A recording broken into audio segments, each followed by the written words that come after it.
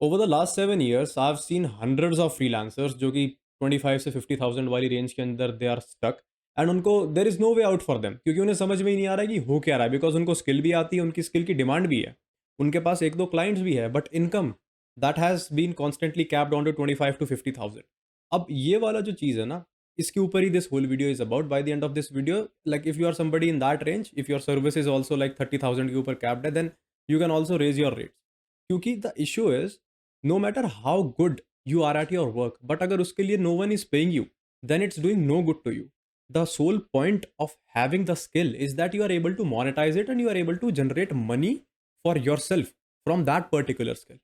So that brings me to the first point, and that is, जितने भी लोग who are stuck in the 50,000 से below वाला bracket, they do not have a pricing structure. They are still operating like beginners. See, when you are earning 30, 40, 50,000, you are kind of okay. Technically तुम beginner ही कहलाए जाओगे क्योंकि intermediate तो लाख के बाद शुरू होता है and expert level is above 2 lakh 3 lakh month वाला सीन है। बट ठीक है, उसको तुम बिगिनर मान लो। But the thing is that you need to get out of the beginner mindset. अब इस चीज को थोड़ा ध्यान से समझना। You are still a beginner, but तुम्हारा जो माइंडसेट है that should be continuously evolving जैसे जैसे you are getting more clients. Because what happens is, like if your service is 25,000 की है and you are not able to scale it up, you are not able to do anything, या तुम 25,000 की service किसी दूसरे client को भी 25,000 में बेचने में you have that confidence issue, that is something you need to work on. Because the number one differentiator जो कि एक बिगिनर और एक एक्सपर्ट के अंदर होता है, that is about the confidence, that is about how we carry our sales, how we present our sales and how our work speaks for us. वो सबसे बड़ा एक मेजर फैक्टर होता है। अब इस चीज़ के अंदर क्या होएगा कि ठीक है, मान लिया तुम्हारे पास 2 ही क्लाइंट्स हैं, तो कॉन्फिडेंस बिल्डअप होना चाहिए वहाँ से। एक क्लाइंट भी आ रहा है तो कॉन्फिडेंस बिल्डअप होना चाहिए, और वो कॉन्फिडेंस फिर जो अगले क्लाइंट कॉल्स है उसके ऊपर that you should be able to convey कि भई ये चीज़ है, I can do this, I can bring this result for you. अपने काम के ऊपर you need to trust and उसके बाद you need to have a pricing structure. जितने भी बंदे मैंने 50,000 से नीचे पर मंथ फ्रीलांसिंग के देखे हैं, उनके पास there is no pricing structure. Like जो मेरी सर्विसेज़ है उसका आई हैव स्ट्रक्चर्ड इट कि भाई for this service it's this much, for this and this it's this much, for this combo it is this much, for retainer it is this much, and for a long term horizon collab this is the amount. Structure लाना पड़ेगा यार। अभी तुम clients को filter out कैसे करोगे? वही तो प्रॉब्लम है ना तुम्हारे साथ। अभी तुम 25-30 हज़ार में उसको जो भी सर्विस दे रहे हो, how you will filter out?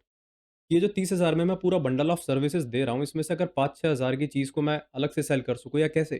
तुम्हें अपने क्लाइंट्स को खुद ही टियर में रैंक करना पड़ेगा कि low tier, mid tier, high tier, elite tier, ऐसे हिसाब से कि how you can segregate your clients और किस-किस क्लाइंट से तुम कितना-कितना चार्ज कर सकते हो किस सर्विस के लिए। क्योंकि हो सकता है किसी को फुल स्टैक मैनेजमेंट नहीं चाहिए, तुम्हें तुम्हारी पूरी सर्विस नहीं चाहिए। They just need one part of it. तो तुम उसे कैसे फिल इन कर सकते हो? Second issue with these freelancers is कि इन्हें बिज़नेस समझ नहीं आता। दे आर लिटरली एम्प्लॉइज, जो कि मैं पिछले कुछ वीडियो से काफी कह रहा हूँ, that they do not understand the business, they just get the task done. That if they give you something, the client gives you a task and you just do it, and that cycle becomes monotonous. It keeps on happening over and over again, that the client is coming telling you to do something, you do it, you go to the client again gives you something, you do it, go again, do something, and this cycle keeps on going. अभी इससे फायदा नहीं हो रहा है किसी का भी। क्लाइंट का भी यही है, क्लाइंट का तो चल हो ही रहा है, उसका तो काम डन हो रहा है, but about you are missing the chance to upskill, जो कि मैंने अपनी लास्ट वीडियो में बताया था। अगर देखी नहीं है तो उसको जाके देख लेना, वहाँ पे you will understand this concept कि तुम स्केल अप नहीं कर पाओगे फिर। अगर तुम प्रोएक्टिव नहीं हो, अगर तुम वहाँ पे जाके अपनी तरफ से you are not providing any kind of value, then it's not gonna help. क्योंकि if you do not understand their business, you just know that your task are designed, you create a boundary, a virtual boundary in your mind, that this is the thing where I have to operate. Anything apart from this area is not mine. तो उसको मैं नहीं touch करूंगा। अब भाई जब तू नहीं टच करेगा तो तेरी इनकम भी तो उसी एरिया के अंदर आ गई ना।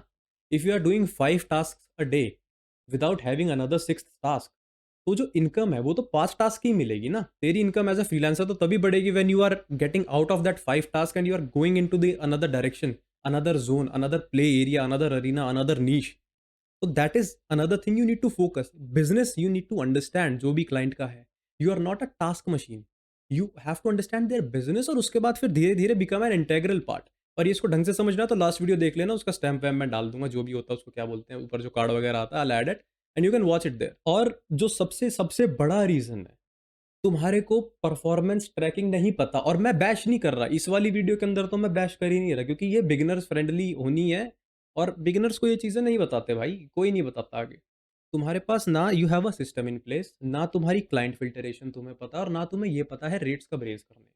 और ये चीज़ें तुम्हें सिखाएँगे वैभव जी, जिनकी वीडियोज़ आप बाकी जाके देख सकते हैं। वहाँ पे you are gonna find this kind of content only.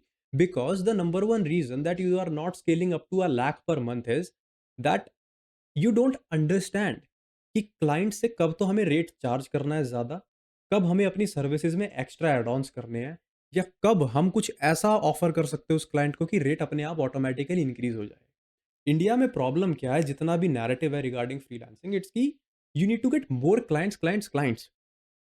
Narrative जो इस चैनल पे है, जो मेरे चैनल के ऊपर नैरेटिव है ना, दैट इज डिफरेंट। मेरा नैरेटिव ये है कि तुम 10 क्लाइंट मत लो, तुम 2 क्लाइंट पकड़ो और उनके लिए सारा एंड टू एंड मैनेज करो, and they are gonna make you the same money जो 10 क्लाइंट्स के साथ तुम थोड़ा थोड़ा काम करके करोगे। 10 जगह कंटेंट राइटर से पैसे बनाने से अच्छा है कि 2 जगह पे कंटेंट मैनेजर बन जाओ।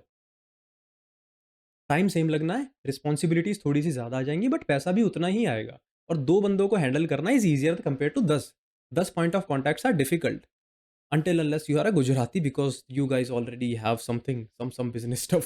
अब 50-60,000 तक अगर तुम जा रहे हो, या फॉर दैट मैटर 25-30 हज़ार तक भी तुम हो, that means that your demand has been proven. जो तुम्हारा स्किल है उसकी डिमांड तो मार्केट में है। अभी तुम्हें उसको बैठ के रिसर्च करना पड़ेगा कि ये जो डिमांड है इस मार्केट के अंदर, इस डिमांड को how further can I refine my self. क्योंकि the service that you are offering, जो काम मैं कर रहा हूँ इन वेब 3, ऐसा थोड़ी है कि मैं ही कर रहा हूँ इंडिया के अंदर। Everybody is doing it. Competition global है। That is the thing. अगर तुम्हें इंटरनेशनल मार्केट में टैप करना है तो फिर तैयार रहो कि तुम इंडियन से ही नहीं लड़ रहे वहाँ। वर्क एथिक्स लोगों के बहुत खतरनाक खतरनाक है।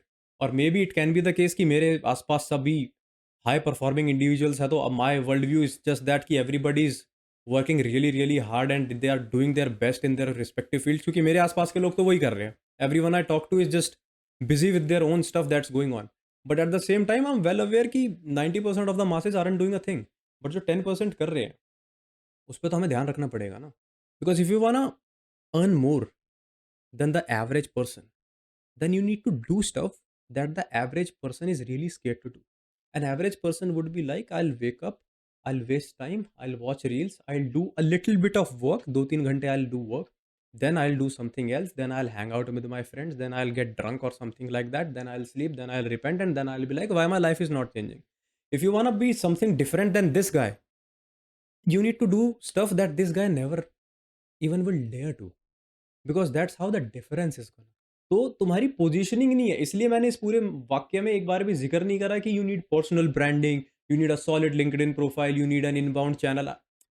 नहीं, what you need is to position yourself as somebody जब भी तुम क्लाइंट के पास जा रहे हो, that you know your shit, you know how to get things done, and that you are the person who is the best fit for the job. You should know your systems, you should know your worth. No your worth का मतलब मेरा वो वाला worth नहीं है कि कहीं भी जाके कितना भी अंधाधुंध पैसा मांग रहे हो। Know your worth means the current amount of work that you are doing for somebody, how much is the justified rate for that. क्योंकि ओवर चार्ज करोगे तब भी क्लाइंट छूटेंगे, अंडर चार्ज करोगे तो भी छूटेंगे, क्योंकि उसमें तुम फिर खुद ही एक्सप्लॉइट होने लग जाओगे। एक टाइम के बाद तुम ही छोड़ दोगे। लो टिकट पे साइन करना आसान होता है, लो टिकट्स को मेंटेन करना लॉन्ग टर्म में is very difficult. High ticket को साइन करना मुश्किल है, बट लॉन्ग टर्म में रिटेन करना ईजी है, क्योंकि हाई टिकट की बुद्धि अलग चलती है। शॉर्ट टर्म वाले की जो लो पेइंग होता है उसकी बुद्धि चलती है कॉस्ट मिनिमाइजेशन के ऊपर, कि किस तरह हम कॉस्ट कम कर सकते हैं। जो हाई वैल्यू वाला चलता है उसका चलता है आउटपुट मैक्सिमाइजेशन पे, वैल्यू मैक्सिमाइजेशन पे, कि ठीक है थोड़े से पैसे एक्स्ट्रा लग रहे हैं बट कितना काम कैसे हो रहा है। So you need to focus on the high once.